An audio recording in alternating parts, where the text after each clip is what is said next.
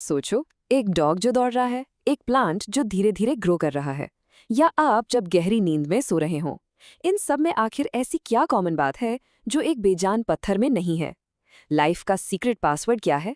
चलो आज इस पासवर्ड को क्रैक करते हैं। चलो इसको थोड़ा डीप में समझते हैं। एक सोता हुआ डॉग हमें जिंदा लगता है क्योंकि हम उसे सांस लेते हुए देखते हैं, लेकिन असली कहानी तो इनविजिबल है। उसके अंदर मॉलिक्यूलर लेवल पे एक कांस्टेंट मूवमेंट चल रही है, सेल्स रिपेयर हो रहे हैं, एनर्जी बन रही है नॉन स्टॉप। और एक रॉक अंदर से बिल्कुल शांत, कोई इंटरनल प्रोसेस नहीं। यही है अलाइव होने का सबसे बड़ा क्लू। तो जिंदा रहने के कोड को यानी सर्वाइवल कोड को हम डी कोड करेंगे प्लांट्स के थ्रू। आज हम जानेंगे वो 4 सीक्रेट लाइफ प्रोसेसेस जो प्लांट्स के लिए जिंदा हूं मैं का पासवर्ड है। ये है आज का हमारा रोड मैप। हम एक लिविंग फैक्ट्री का पूरा टूर लेंगे। पहले समझेंगे कि जिंदगी आखिर है क्या, फिर चलेंगे उसके सोलर किचन में, पावर ग्रिड को चेक करेंगे, सुपर हाईवे पे ट्रैवल करेंगे और हाँ, एंड में क्लीन अप क्रू से भी मिलेंगे। रेडी हो? Let's go. तो सबसे पहले सेक्शन 1, जिंदगी क्या है?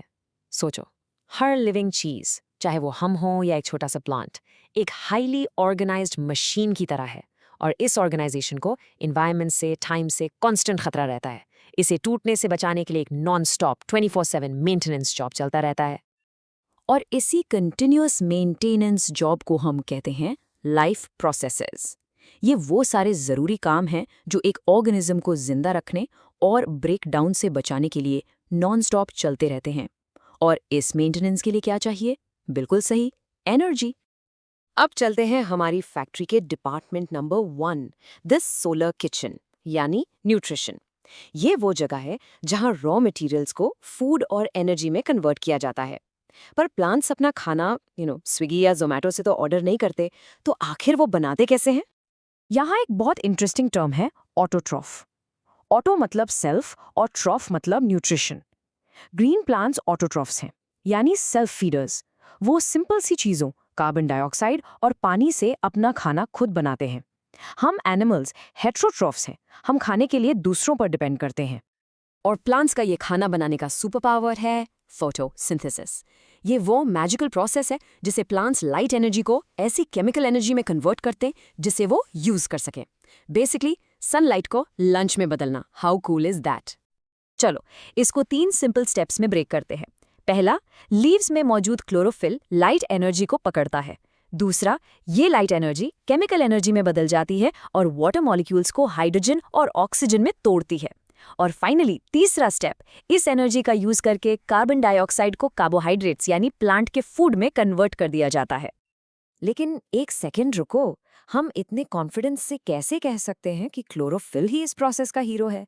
साइंटिस्ट्स को ये कैसे पता चला? साइंस में हम मानते नहीं, प्रूव करते हैं। और इसको प्रूव करने के लिए साइंटिस्ट ने एक बड़ा ही क्लेवर टेस्ट किया। उन्होंने एक ऐसा पत्ता लिया जो कहीं से हरा और कहीं से सफेद था। प्लांट को कुछ दिन अंधेरे में रखा, फिर धूप दिखाई, फिर पत्ते को बॉयल करके उससे सारा क्लोरोफिल निकाल दिया। जब आखिर में आयोडीन सॉल्यूशन डाला तो गेस व्हाट, सिर्फ हरे हिस्से ही ब्लू ब्लैक हुए। इससे साफ साफ प्रूव हो गया कि खाना यानी स्टार्च सिर्फ वही बनता है जहां क्लोरोफिल होता है। Simple yet genius.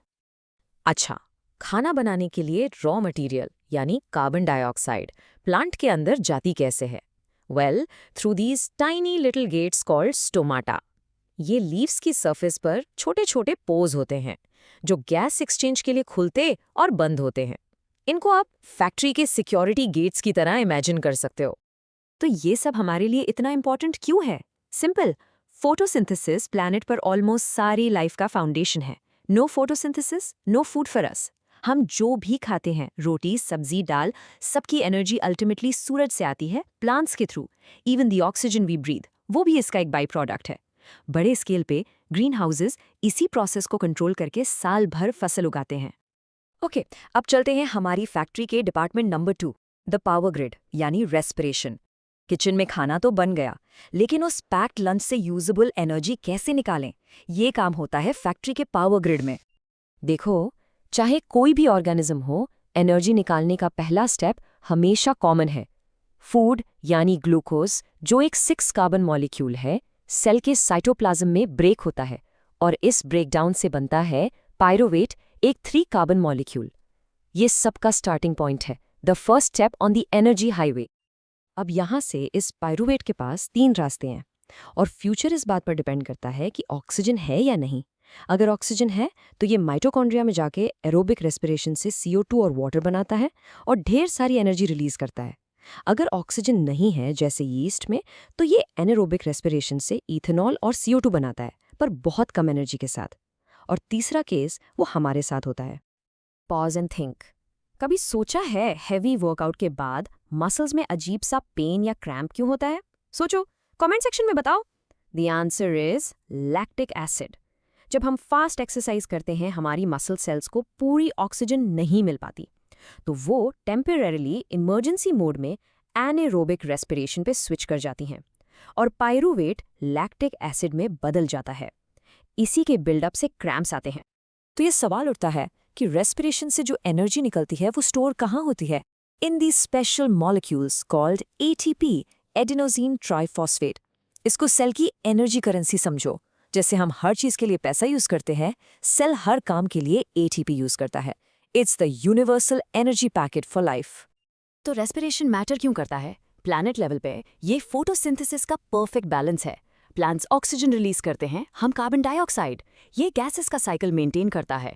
और इंसानों के लिए एनारोबिक रेस्पिरेशन यानी फर्मेंटेशन ही वो प्रोसेस है जिससे हमें ब्रेड, दही, चीज और इडली डोसा जैसी अमेजिंग चीजें मिलती हैं। So next time you eat a pizza, thank yeast for its respiration. Okay, factory ने खाना बना लिया, उससे एनर्जी भी निकाल ली। बट अब एक नई प्रॉब्लम है। जड़ों से पानी और मिनरल्स को पत्तों तक और पत्तों में बने खाने को बाकी पार्ट्स तक कैसे पहुंचाएं? We need an internal logistics system, right? A super highway. और इसके लिए प्लांट्स के पास एक सुपर एफिशिएंट ट्रांसपोर्ट सिस्टम है जिसके 2 मेन हिस्से हैं। एक है जाइलम, जिसे आप पानी का पाइपलाइन समझ सकते हो। ये वन वे ट्रैफिक है जो रूट से वाटर और मिनरल्स ऊपर लीव्स तक ले जाता है। दूसरा है फ्लोएम, ये खाने का डिलीवरी सिस्टम है। ये 2 वे है जो लीव्स में बने फूड को प्लांट के हर हिस्से तक डिलीवर करता है, ऊपर भी नीचे भी। लेकिन एक 100 फुट के पेड़ में पानी रूट से ऊपर तक ग्रेविटी के अगेंस्ट जाता कैसे? इसके लिए एक सिंपल सी एनालॉजी सोचो, the straw analogy.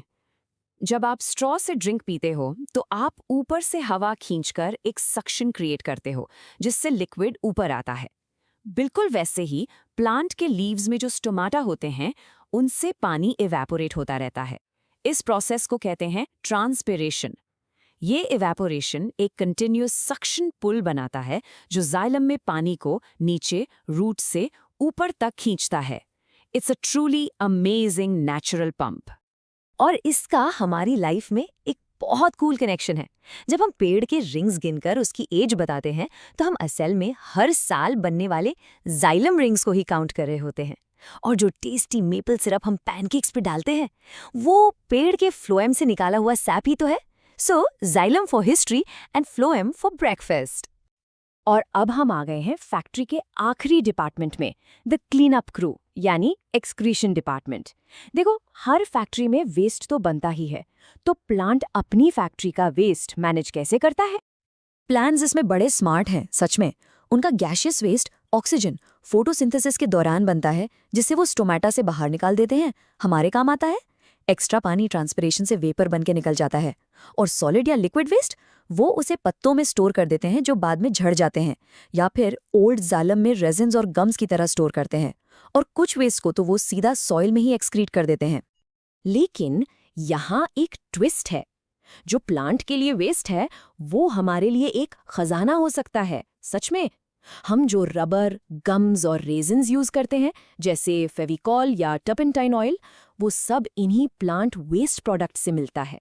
So one plants trash is truly humans treasure. तो चलिए इस पूरे लिविंग फैक्ट्री के टूर को जल्दी से समराइज करते हैं। सोलर किचन यानी न्यूट्रिशन सूरज की रोशनी से खाना बनाता है। पावर ग्रिड यानी रेस्पिरेशन उस खाने से एनर्जी रिलीज करता है। सुपर हाईवे यानी ट्रांसपोर्ट फूड और वाटर को मूव करता है। और क्लीन अप क्रू यानी एक्सक्रीशन वेस्ट प्रोडक्ट्स को रिमूव करता है। ये चारों डिपार्टमेंट्स मिलकर प्लांट को जिंदा रखते हैं। और ये हमें एक बड़े सवाल पे लाकर छोड़ देता है। अगर एक प्लांट एक ऐसी सेल्फ सस्टेनिंग फैक्ट्री है जो सोलर पावर यूज करती है, अपने रिसोर्सेज को एफिशिएंटली ट्रांसपोर्ट करती है और अपने वेस्ट को भी रिसाइकल या क्लेवरली डिस्पोज करती है, तो क्या हम उसके डिजाइन से सीखकर अपनी दुनिया के लिए ज्यादा सस्टेनेबल सिस्टम्स नहीं बना सकते? Think about it.